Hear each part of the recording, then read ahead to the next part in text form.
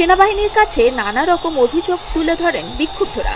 শনিবারই জনগণের স্বার্থে ও রাষ্ট্রের যে কোনো প্রয়োজনে সেনাবাহিনী সবসময় পাশে আছে ও থাকবে বলে জানিয়েছিলেন সেনাবাহিনী প্রধান জেনারেল ওয়াকারুজ্জামান। এ ঘটনা খানিকটা যেন তারই প্রতিফলন।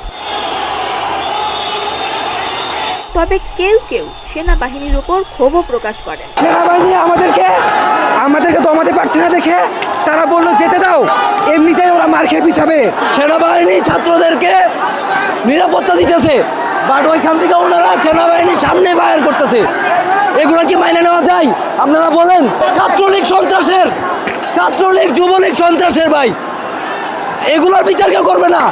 আমরা সকালবেলা শান্তিপূর্ণ সমাবেশ করতেছি, আমাদের উপরে ককটেল ছাড়া হয়েছে, তারপর থেকে এতগুলো পাবলিক খেপছে, পাবলিক